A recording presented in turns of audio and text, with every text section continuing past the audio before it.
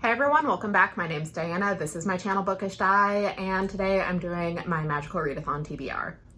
So it's been a minute, and it's mostly because real life has been kicking my ass in a lot of different ways. I had a incredibly stressful project at work that I finally turned in, and it's not resolved. I'm not going to find out the final. I don't know why I'm being quiet about this. I'm going up for tenure this year, and I had to turn in my dossier, and I won't find out if I get tenure until next spring, so I will probably be a little bit of a mess until then. But since I turned it in, I am feeling a little bit lighter. I'm feeling a little bit more interested in actually reading fiction instead of rereading or just listening to podcasts. And it turns out G at the Book Roast has adjusted her Magical Readathon Autumn Equinox edition to being in September instead of August, which is great because it works out perfectly for me.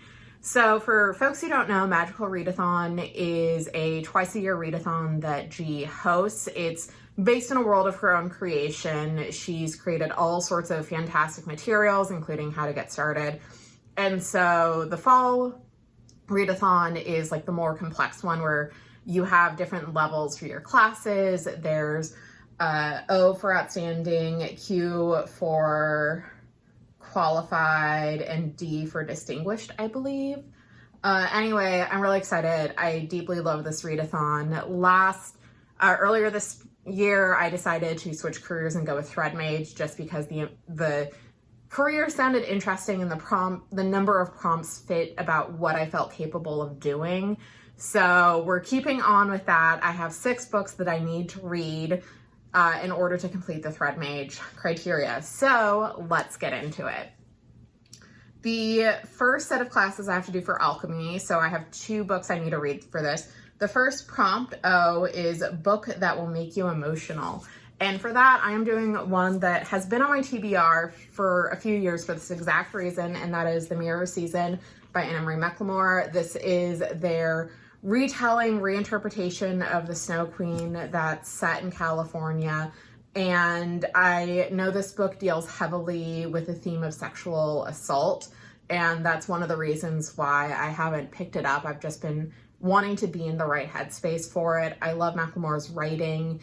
It always is really evocative and rich, and I really like how they approach writing teenagers as well. So I think this will hit me in my feelings, and I'm very excited to finally get around to it.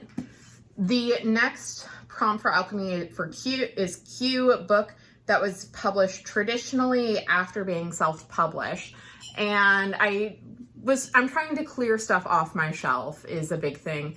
And it turns out I actually have a book that I've been meaning to read for a while, and that is The Wolf Queen of Oroñaro by K.S. Villoso. This is the start of an epic fantasy trilogy inspired by the Philippines, and it was self-published before Orbit picked it up, and The Broken Binding did a set, and they're absolutely gorgeous, and I keep seeing them. I'm like, no, I cannot buy a copy of this trilogy until I actually read it and see if I like it.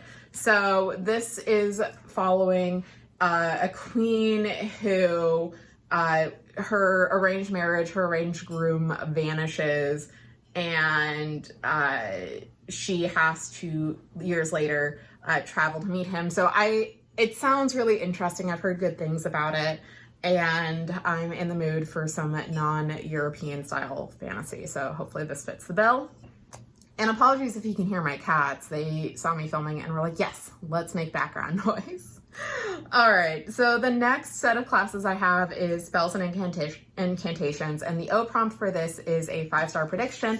And fortunately, a book that I am sure will be 5 stars just came out, and that is The Maid and the Crocodile by Jordan Fueco. This is her new YA. It literally came out just last month. And it is set in the same world as Ray Bear. And I read Ray Bear earlier this year, and I loved that duology. I thought what Fueco was doing with how she was approaching some common tropes in YA fantasy was really inventive. I loved her writing. I loved her character work.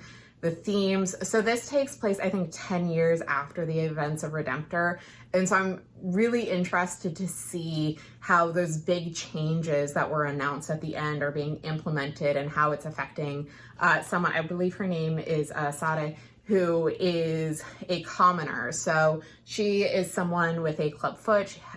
She I think is a curse eater, where she can like eat bad luck, and she meets up with a god called the crocodile. So I'm so excited that this came out at the perfect time, and hopefully it is a 5-star, but I think it will be. The cue prompt for Spells and Incantation is read any book that was shown in any of G's videos. And fortunately, I was scrolling through the thumbnails and saw this book on one of the thumbnails and was like, oh my God, I've been wanting to read this book. I have a copy, and it's a different format, which I think will also help me get through these books after I've had some kind of unsuccessful reading months. And that is Squire by Sarah Alfaqui and Nadia Shamas. This is a graphic novel. Nadia Shamas is Palestinian, and it's following a young woman who wants to be a squire for the colonizing force in her country.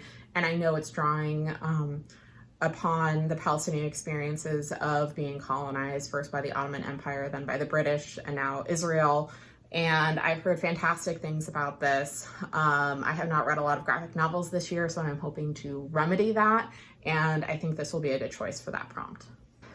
Then moving on to Inscription, I only have one book to read for this. So the O prompt is, title has all the letters of your first name. And it was a little difficult. I ended up going with a book that also fits in, with Latin Heritage Month, Sapphic September, from the library. So this is the only book on this TBR that I do not own, and that is An Island Princess Starts a Scandal by Adriana Herrera. This is the second book in her Las Leonas series. That's historical romance that's set around the World Fair in Paris. And I read the first book, A Caribbean Heiress in Paris, and it was okay, but I do like Adriana Herrera's writing. I enjoy her romances. I'm hoping that her recent tendency towards more alcohol characters is a little bit tempered with sapphic pairing. So I'm hopeful with this. And here's the thing, I've never rated an Adriana Herrera novel worse than 3 stars, although now I'm saying this, I'm now a little worried that will break the streak. So I think this will be a good change of pace, from more fantasy, some more heavy-hitting stuff, and just having a nice historical romance. And then the final book for my TBR is Restoration. The O prompt is Night Sky on the cover. And this one, I'm being a little flexible with this. It is Where Peace is Lost by Valerie Valdez. Look, there are stars. I'm counting that as a night sky.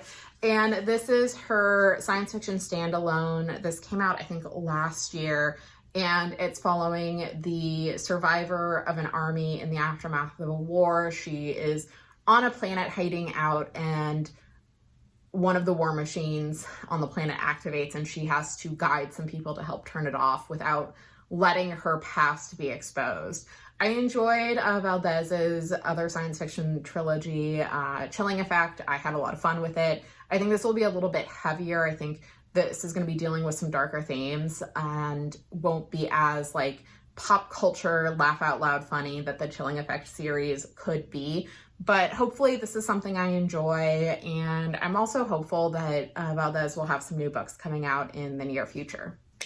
So that is my TBR, 6 books. I do think it's reasonable given where I've mentally been the last couple of months in terms of capacity for reading.